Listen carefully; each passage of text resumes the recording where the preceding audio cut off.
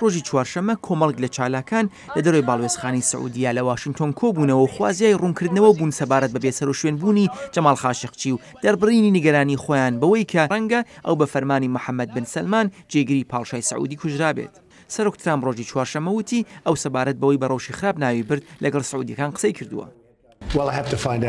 من دەبێت بزانم چی ئەمەی کردووە. خەڵک دیویانە ئەو چۆتە نێو کۆنسڵخانەکەەوە، بەڵام نەیان بینیوە بێتە دەرەوە. ئێمە بە جددی چاو لەم بابەتە دەکەین، ئەمە شتێکی ترسناکە. یاسادانەرانی کۆنگرسی ئەمریکاش لە هەردوو حیزبەوە دەڵێن ئەگەر سعودیەکان بەرپرسیاری بێسەر و شوێنبوونی خاشقچی بن، دەسەڵاتی ترامپ دەبێت کاردانەوەی هەبێت. ئەمە وەک هەورێکی گەورە سێبەر دەخاتە سەر پەیوەندیەکانمان. من زۆر لە سعودیا پشتگیریم کردووە. ئەوان هاوپەیمانێکی باش بوون لە بواری هاوبەشیکردنی زانیاری و هەروەها دوژمنانی هاوبەشمان هەیە لە ئێران و لە نێوان ئیسلامی سونی توندڕەودا. ئەگەر سعودیا دانیشتوویەکی ئەمریکایی فریودا بێ کێشا بێتە نێو قونسڵخانە و کوشتی بێتی، کاتی ئەوە هاتووە کە ئەمریکا بیری دووبارە بکاتەوە لە پەیوەندی سەربازی و سیاسی و ئابوووریەکانی لەگەڵ سعودیا. ئەردۆغانیش لەلایەن لایەنگران و دژبرانیەوە لەژێر زەختێکی هاوشێوەدایە.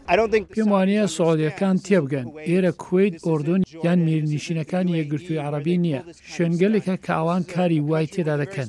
ئێرە وڵاتێکە بە مێژوویەکی زۆر تایبەتەوە وڵاتانی بیانی ناتوانن بێن کاری وای تێدا بکەن. میدیەکانی تورکیا راپۆرتیان کردووە کە تیمێکی 15 کەسی لە سعودیاوە حوتەی ڕابردوو گەشتونەتە تورکیا و ئەم ڕۆژنامەوانەیان کشتووە و پارچە پارچەیان کردووە. کارێکیاوە چاوەڕوان نەکرا و ئاستەنگێکە بۆ دەسەڵاتی ئەردۆغان. بەڵام ئەمە هاوکات دەتوانێت ببێتە شەرمەزاری بۆ ترامپ. ئەندامی دموکراتی کۆنگرسی ئەمریکا جۆی کانۆلی بە بەشی تورکی دەنگی ئەمریکای وت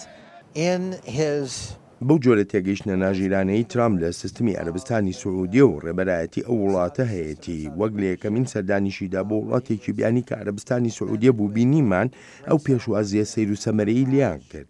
پێم وایە ئەمەش وای کرد بێ شازادەی تاج گەیشتوێتە ئەو بڕوایەی پەیوەندیەکانیان لەگەڵ ئەمریکادا گەیشتوتە ئەو ئاستەی عەرەبستانی سعودیە هەچ ڕەفتارێک بکە بەرپرس ناکرێ. قاشقچی لە ساڵی پارە و لە ئەمریکا دەژیا و بۆ ڕۆژنامەی واشنگتن پۆست وتاری دەنووسی.